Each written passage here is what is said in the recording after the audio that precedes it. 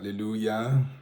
Gloire à Dieu encore une fois. Merci d'être là pour ce temps d'étude. Merci à tous ceux qui vont pouvoir écouter. Je rends gloire à Dieu pour ces moments précieux pour tous, pour ceux qui connaissent la parole. Ils peuvent apprécier combien c'est important pour les enfants de Dieu de s'encourager. Merci Seigneur pour ce temps que nous pouvons prendre. Merci pour ta présence et ton esprit qui est celui qui nous enseigne. Oui, merci d'enseigner toi-même, Seigneur, de parler au cœur, de nous édifier, de nous fortifier, Seigneur, et d'aider tes enfants à aller de l'avant avec toi dans le nom de Jésus. Amen. Encore une fois, nous continuons notre étude sur les tentations de Jésus pour en tirer des enseignements pour notre vie, pour notre marche avec le Seigneur. Donc nous continuons toujours en suivant la progression du livre « Il est aussi écrit » et nous avions la dernière fois commencé à parler de « L'homme ne vivra pas de pain seulement ». Nous avons terminé avec le fait que le pain est la nourriture pour le corps physique. Donc le pain ne nourrit que notre corps physique. Et en réalité, l'homme n'est pas que physique. Et c'est cela que nous allons voir aujourd'hui. La Bible dit que l'homme est esprit, âme et corps. Et cela est très important. Si nous ne nourrissons que le physique, alors nous ne nourrissons qu'une petite partie de notre être et en plus, ce n'est pas la partie de notre être qui est la plus importante quand on lit la parole de Dieu. Donc lisons 1 Thessaloniciens chapitre 5, le verset 23. 1 Thessaloniciens chapitre 5, verset 23. Ce que nous lisons, c'est que le Dieu de paix vous sanctifie lui-même tout entier et que tout votre être, l'esprit, l'âme et le corps soient conservés irrépréhensibles lors de l'avènement de notre Seigneur Jésus-Christ. Donc dans ce passage, nous voyons de quoi notre être tout entier est composé. L'apôtre Paul nous dit que nous sommes esprit, âme et corps. Il dit que tout cela, que tout notre être soit conservé irrépréhensible. Donc notre esprit, notre âme et notre corps. Donc l'homme est esprit, âme et corps. L'homme n'est pas seulement le corps physique que nous voyons. Et je pense que ça, nous le savons parce que, pour nous qui sommes enfants de Dieu, parce que nous savons que lorsque nous allons quitter ce corps, nous serons avec notre Seigneur Jésus.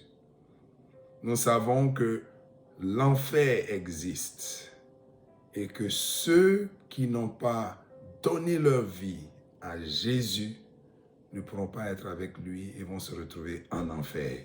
L'enfer qui est fait pour le diable et pour tous ceux qui le suivent. Dieu n'a pas fait l'enfer pour l'homme, mais l'homme a toujours le choix de décider de suivre Dieu ou de décider de faire les choses comme il le veut. Et Dieu nous donne sa parole pour nous instruire, pour nous aider à faire le bon choix, de choisir la vie. Donc l'homme est esprit, âme et corps. Donc dans ce que nous voyons dans 1 Thessaloniciens 5, 23, il y a l'esprit et il y a l'âme. Le corps, n'a pas besoin de beaucoup expliquer, tout le monde sait ce que c'est. On le voit, on le touche, donc on connaît ce que c'est que le corps. Mais là où il y a du mal, c'est ce qui n'est pas physique, ce que nos yeux physiques ne peuvent pas voir, ce que nous ne pouvons pas ressentir, sentir, toucher. Et la Bible nous dit que nous avons un esprit et nous avons une âme en plus de notre corps. Donc l'âme est différente de l'esprit. L'âme est différente de l'esprit quand on lit la parole de Dieu. Mais quand nous regardons dans ce passage, l'apôtre Paul parle de l'esprit en premier. Et cela est important parce que pour Dieu, ce qui est important, c'est notre esprit. Notre esprit qui est en réalité la source de la vie.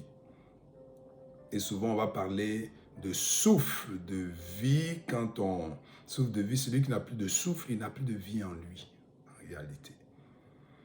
Et dans la parole de Dieu, le thème qui est utilisé pour esprit, c'est le même thème qui va être utilisé pour souffle.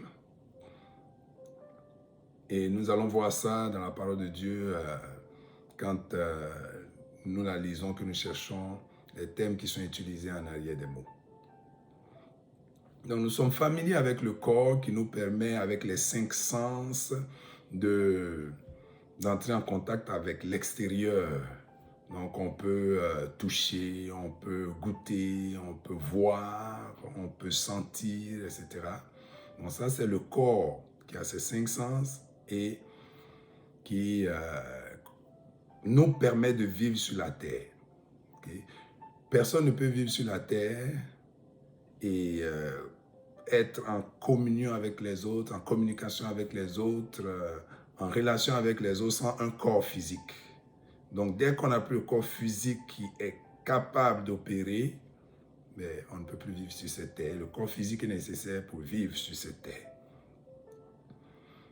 Donc quand nous quittons notre corps physique, ben, le physique ne sert plus à rien. Ce qu'on fait, ce que les autres vont faire, ce sera de nous enterrer.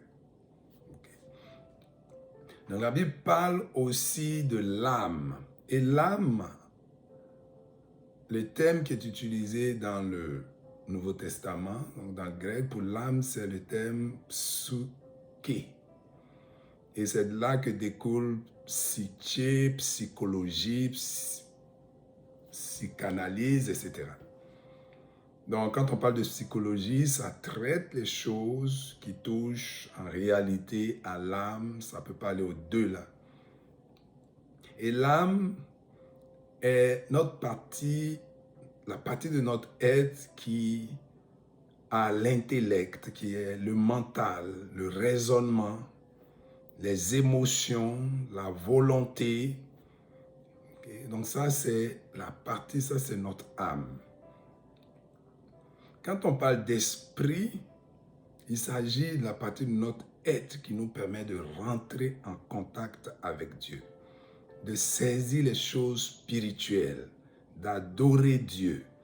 Et le thème qui va être utilisé, qui est utilisé dans la parole de Dieu, dans le Nouveau Testament, en grec, je veux dire, c'est le thème pneuma. Okay. Donc, ce terme-là peut nous faire penser aux pneus quand on souffle de l'air dedans. Bon, quand l'air n'est plus dans le pneu, ben, écoutez, le pneu, il ne peut plus, il devient plat, il s'aplatit, il n'est plus vraiment assez solide pour pouvoir fonctionner. Donc, notre esprit est l'élément de notre être qui nous permet de rentrer en contact avec Dieu, d'adorer Dieu. Et Dieu dit, c'est Jésus qui l'a dit dans la parole, c'est en esprit et en vérité que les vrais adorateurs adorent le Père. En esprit et en vérité. Donc, ce sont les choses que Dieu va regarder. Notre intellect, c'est l'élément que on va voir à l'école, on a beaucoup plus développé, les raisonnements, pour retenir les choses, utiliser l'intellect pour réussir à l'école, etc. Mais pour ce qui concerne l'esprit, les choses de ce monde ne nous donnent rien. Ne nous donnent rien, c'est la parole de Dieu qui nous donne des éléments pour notre esprit. Et nous devons nous attacher à cela. pour que notre esprit soit nourri et pour que nous puissions saisir les choses de Dieu, pour que notre adoration soit vraie devant Dieu, pour que nous puissions grandir en esprit. Parce que quand nous naissons de nouveau spirituellement. Dans 2 Pierre, au chapitre 1, verset 13, l'apôtre Pierre dit « Et je regarde comme un devoir, aussi longtemps que je suis dans cette tente, de vous tenir en éveil par des avertissements. » Donc le corps physique, nous allons voir que les apôtres vont l'appeler leur tente. En fait, nous sommes dans ce corps, mais nous, en réalité, nous ne sommes pas ce corps. Ce corps est la tente dans laquelle nous résidons pendant que nous sommes sur la terre. Et ce corps va aller à la poussière lorsque nous mourons. Lorsque nous mourons, quand je parle de mort, là, je parle de mort tel que tous les humains le conçoivent. Donc, quand quelqu'un meurt, donc, il quitte son corps. Mais il existe encore. Et la parole de Dieu nous parle de ce qui arrive après. Ce n'est pas seulement l'apôtre Pierre qui parle de tente, l'apôtre Paul aussi dans 2 Corinthiens 5, 1 à 4, il parle de tente. Le corps, il parle du corps qui est sa tente. Donc, sachant que nous sommes dans une tente, notre corps physique est une tente, et la nourriture physique, le pain, nourrit cette tente. Et Jésus dit que l'homme ne va pas vivre seulement de pain. Le pain nourrit seulement cette tente et entretient cette tente qui n'est que passagère. Mais ce qui va exister éternellement, ce qui va exister encore lorsque nous ne serons plus dans cette tente, ça va être l'élément spirituel, l'élément qui n'est pas physique. Nous allons encore être capables de sentir des émotions, etc. Mais nous ne vivrons pas comme ici, comme nous vivons ici dans cette limite que nous avons. Donc dans Jean 6, au verset 63, Jésus dit, c'est l'esprit qui vivifie, la chair ne sert de rien. Les paroles que je vous ai dites sont esprit et vie. Donc ici, nous apprenons une chose importante, c'est que c'est l'esprit qui vivifie, c'est-à-dire que c'est l'esprit qui communique la vie. C'est l'esprit qui nous permet de vivre. Alors, si nous voulons vivre vraiment comme il faut, Jésus dit les paroles que je vous ai dites sont esprit et vie. Donc, les paroles de Jésus donnent la vie. Les paroles sont esprit et elles donnent la vie. C'est pourquoi c'est important aussi les paroles que nous disons. Si nous déclarons les paroles qui sont vie dans notre vie, c'est un peu vie, mais vous comprenez ce que je veux dire? Si nous déclarons les paroles qui sont vie, alors que nous vivons sur cette terre, nous produisons la vie autour de nous, nous créons une atmosphère de vie pour nous et pour tout ce qui est en lien avec nous.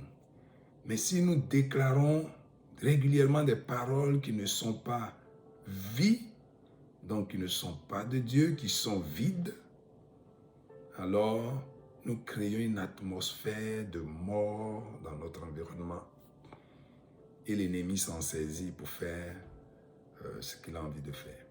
Alors je vais terminer avec l'exemple de la création de l'homme qui va nous permettre de voir encore l'esprit en action.